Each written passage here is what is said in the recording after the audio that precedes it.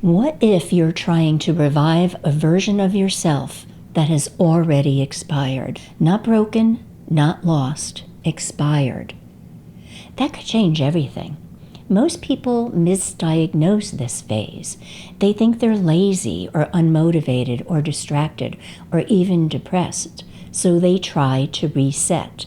They try to recommit. They try to push through. They try to get back to who they used to be. The motivated version, the focused version, the version who knew exactly what they wanted. But what if the reason it won't restart is because that version of you is complete? Let that land for a moment. Because completion does not feel exciting. It doesn't feel like fireworks. It doesn't feel like clarity. It feels like something quietly going flat. Like your favorite song doesn't hit the same. Goals that used to light you up now feel heavy. Like you're standing in front of a door that no longer opens, no matter how hard you knock. And here's the reframe. The one question that changes this entire phase of awakening. Are you trying to resurrect who you were instead of meeting who you're becoming? Because this is one of the least understood phases of growth, and most people make it harder than it needs to be. So let's slow down for a minute. What does this actually feel like in real life? When an identity expires, it's subtle. There's no dramatic collapse. There's no big public breakdown. There's no clear announcement that it's occurring. It's quieter than that. The goals that used to energize you feel heavy. The role you used to play effortlessly starts to feel tight. Conversations you used to enjoy start to feel rehearsed. And you can still do it all. You can still show up as that version. But something in you knows this doesn't fit the same way. It feels like wearing clothes that technically still fit your body, but no longer fit your lifestyle. You can zip them up, but you can't breathe in them. And awakening does this to us. Real awakening. Not the aesthetic version, not the highlight reel version. Awakening dissolves identities. It dissolves the achiever, the caretaker, the strong one, the one who always has it together, the spiritual one, the independent one, and it does not always replace them immediately. In a few minutes, I'm going to tell you exactly what happens when you try to force the old version back. This is where most people unknowingly make this phase so much worse than it has to be. So stay with me, because I didn't understand this when it was happening to me, so I would like to share with you what it could look like. For me, for 15 years, I was the regulatory affairs professional, the international conference manager. That was my identity. Precise, organized, credentialed, safe. That identity built my life. It built stability. It built credibility. It built certainty. And then I left it. And not in a blaze of inspiration at all. Not in some dramatic awakening moment. It was more like the role started feeling like a costume I was wearing, and that I couldn't zip it up anymore. I would sit at my desk and think, I am so good at this. And then immediately think, and I don't want to do this anymore. Both were true at the same time, and I didn't have language for that. I thought something was wrong with me. I thought I was being ungrateful. I thought I was self-sabotaging. I thought I was unraveling. Well, I still think I was unraveling a little bit. But in hindsight, I wasn't. I was in an identity transition. The version of me who had built that career, maintained that discipline, lived inside that structure.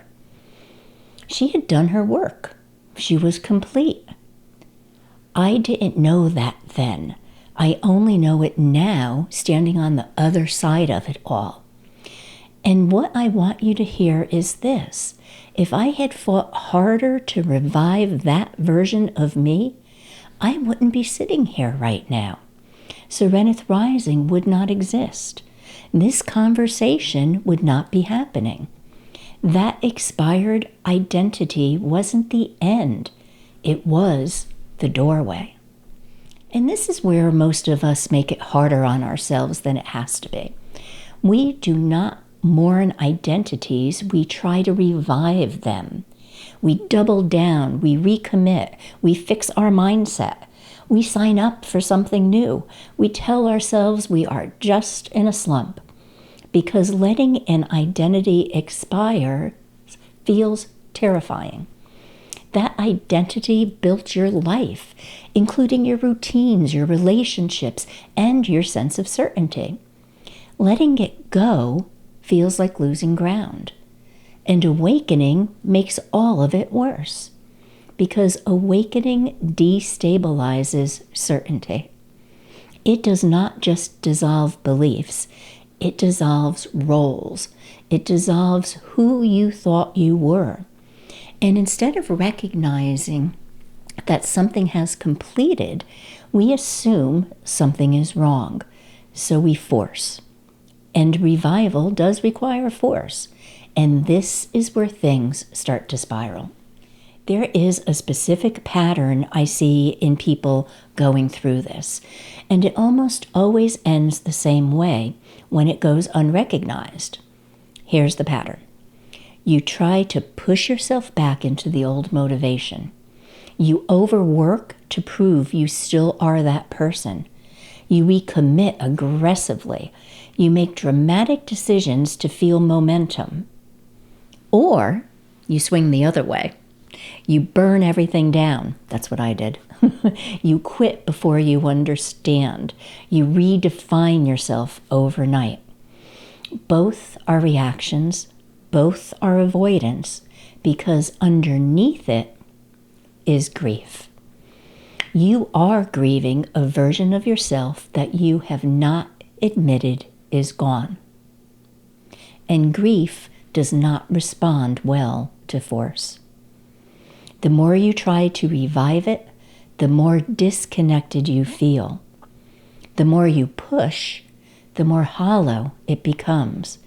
Because expiration is not a failure, it's a completion. This is the neutral zone. You are not who you were, but you are not yet who you are becoming. Motivation drops, clarity disappears, urgency rises. The nervous system hates empty space. It wants labels.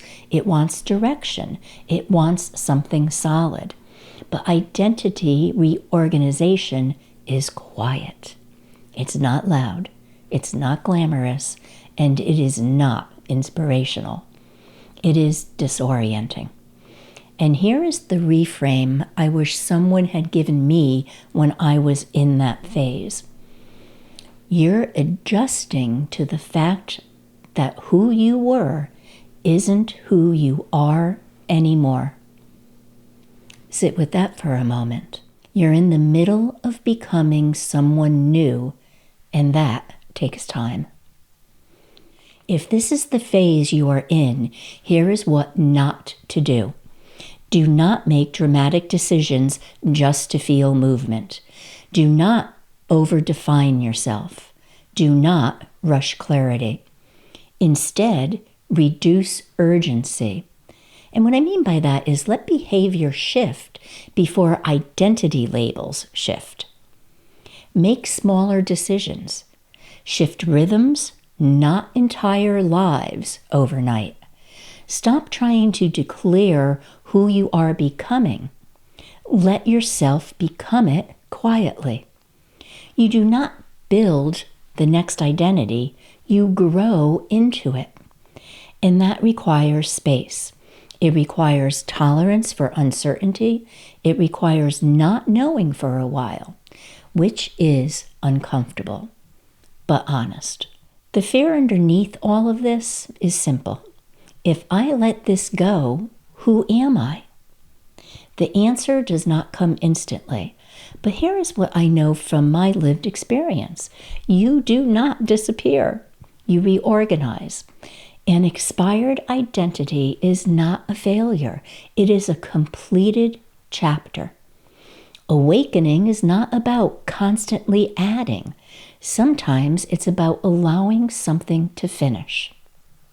And if something in you feels flat or quiet or uninterested in what used to matter, before you call it laziness, before you call it burnout, before you try to revive it, ask yourself this question.